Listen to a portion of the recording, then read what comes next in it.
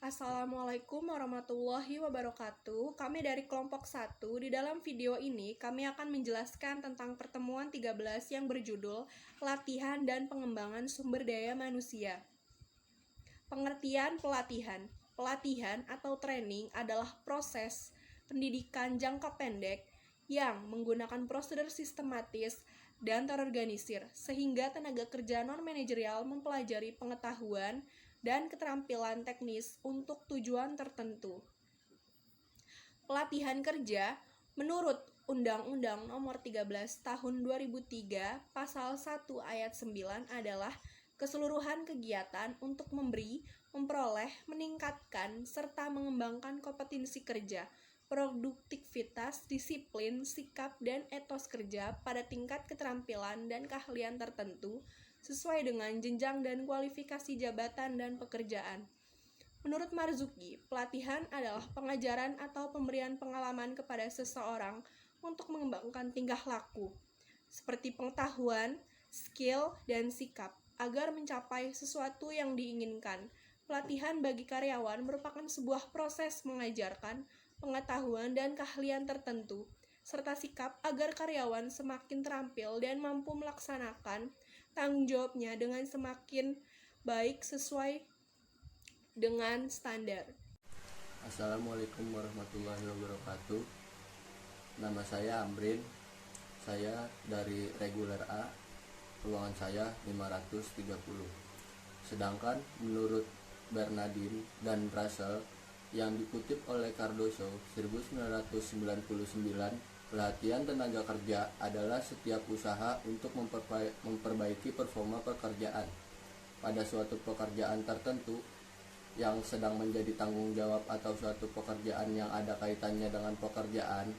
Secara ideal, pelatihan harus didesain untuk mewujudkan tujuan-tujuan organisasi yang pada waktu bersamaan juga mewujudkan tujuan-tujuan dari pekerja saat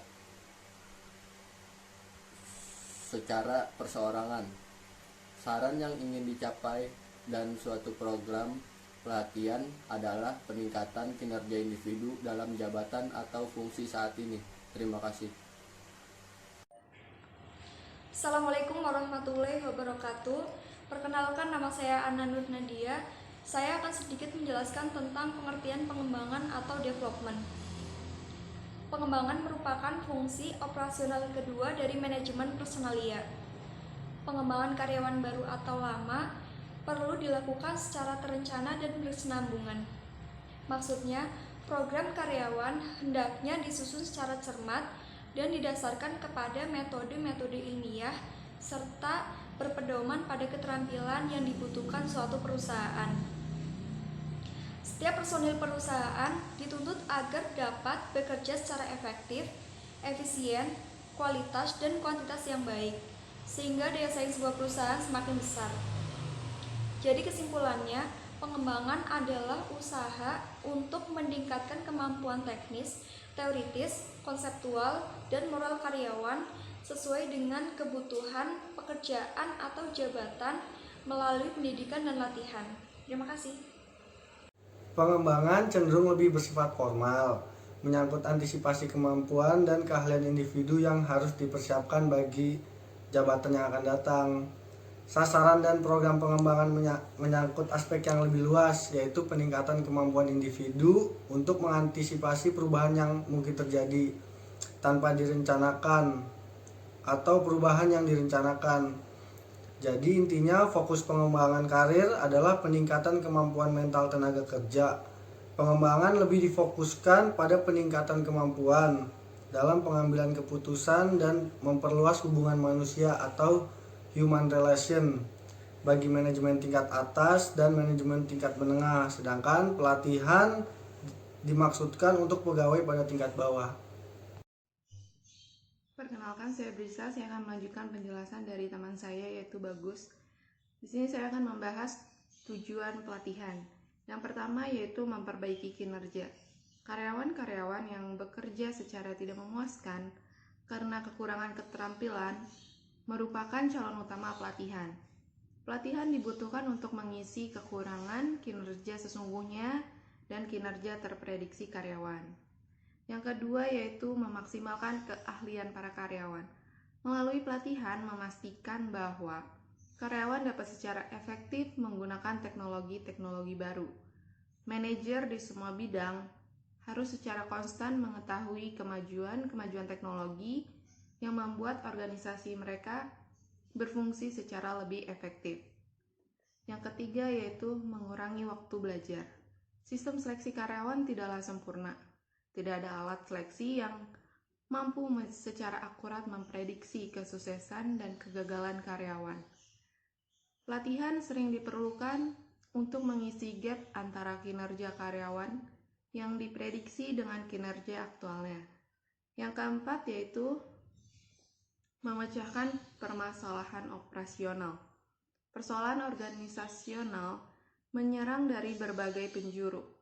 Pelatihan adalah salah satu cara terpenting guna memecahkan banyak dilema yang harus dihadapi oleh para manajer.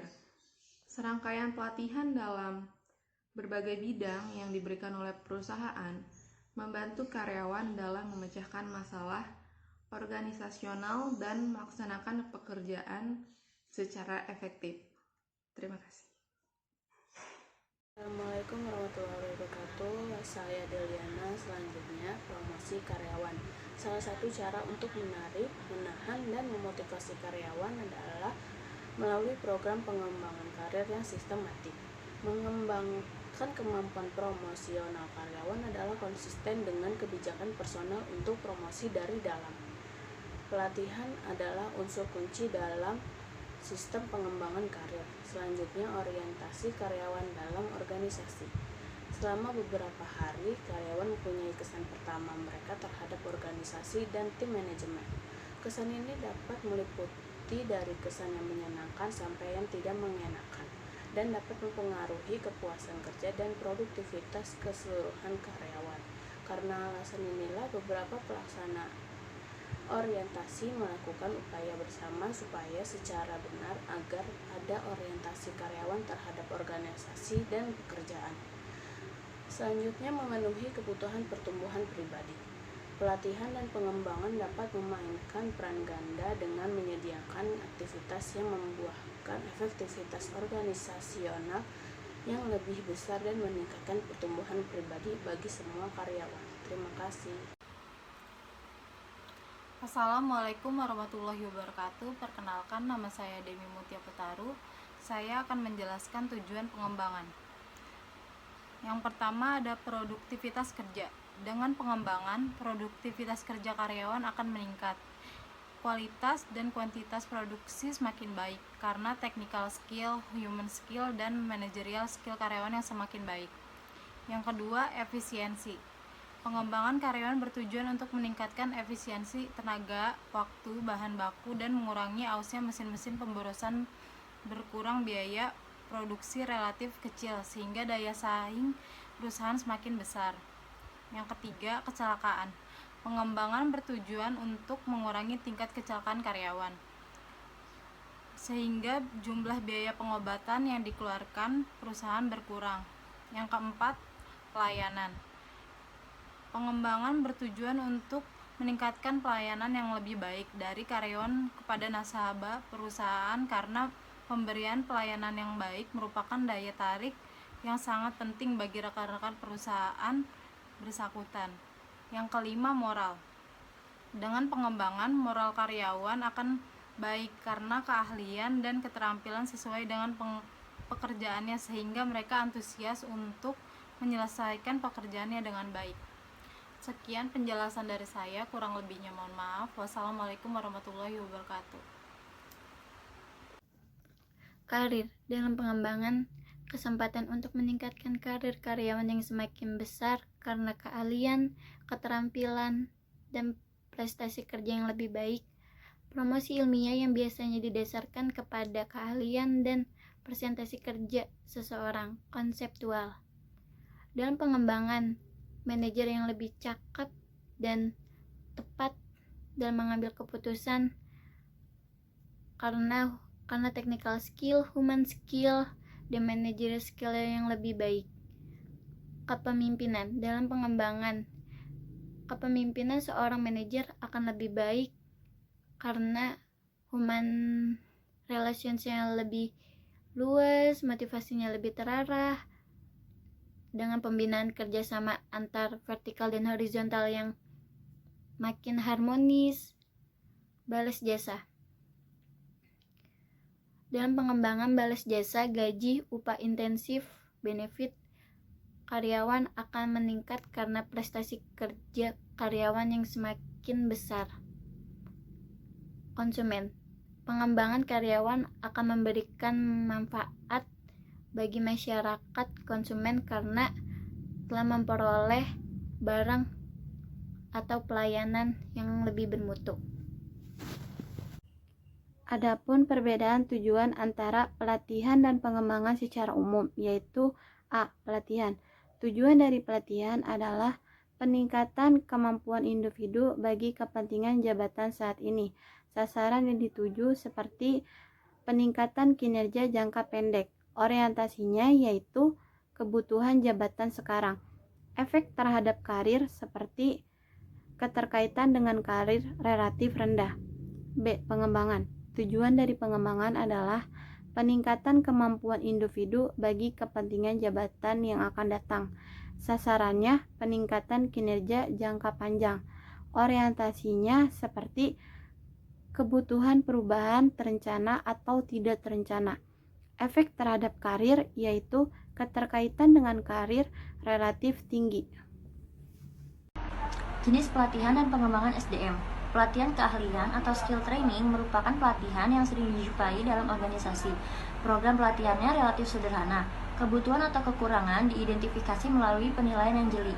Yang kedua, pelatihan dan pengembangan ulang.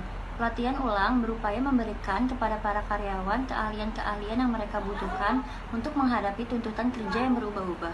Yang ketiga, ada pelatihan dan pengembangan lintas fungsional atau cross-functional training, melibatkan pelatihan karyawan untuk melakukan aktivitas kerja dalam bidang lainnya selain pekerjaan yang ditugaskan.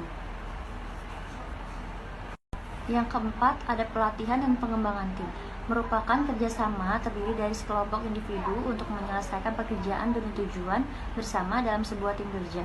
Yang kelima, ada pelatihan dan pengembangan kreativitas. Maksudnya, tenaga kerja ini diberikan peluang untuk mengeluarkan gagasan sebebas mungkin yang berdasar pada penilaian rasional. Assalamualaikum warahmatullahi wabarakatuh. Perkenalkan, nama saya Gadi Sampurno. Di sini saya ingin melanjutkan materi pembahasan yang sebelumnya. Program pelatihan dan pengembangan. Program-program pelatihan dan pengembangan dirancang untuk meningkatkan prestasi kerja, mengurangi absensi dan perputaran, serta memperbaiki kepuasan kerja. Ada dua kategori pokok program pelatihan dan pengembangan manajemen. 1. Metode praktis on the job training. 2. Teknik-teknik presentasi informasi dan metode-metode yang ada tergantung pada sejauh mana suatu teknik memenuhi faktor-faktor berikut. 1. Efektivitas biaya. 2. Isi program yang dikehendaki. 3. Kelayakan fasilitas-fasilitas. 4. Preferensi dan kemampuan peserta. 5. Preferensi dan kemampuan instruktur dan pelatihan. 6. Prinsip-prinsip belajar. Perkenalkan, nama saya Gilang Rani Alafgani. Saya akan melanjutkan penjelasan dari teman saya Giri Sampurno mengenai teknik-teknik on the job dan teknik-teknik off the job yang bisa digunakan dalam suatu praktek. Yang pertama yaitu teknik-teknik on the job yang bisa digunakan dalam suatu praktek, yaitu latihan instruksi pekerjaan, dan yang kedua magang, yang ketiga coaching, yang keempat penugasan sementara, dan yang kelima rotasi jabatan.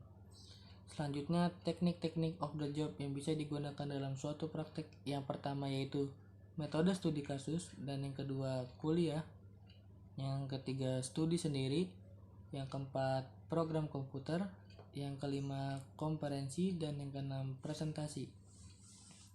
Implementasi program pelatihan dan pengembangan berfungsi sebagai proses transformasi pada tenaga kerja atau karyawan yang tidak terlatih diubah menjadi karyawan-karyawan yang berkemampuan dan berkualitas dalam bekerja, sehingga dapat diberikan tanggung jawab yang lebih besar. Sekian penjelasan dari saya dan teman-teman saya kelompok 1. Mohon maaf apabila ada kesalahan dalam menjelaskan materi ini. Kurang lebihnya mohon maaf. Wabillahi taufiq wal hidayah. Wassalamualaikum warahmatullahi wabarakatuh.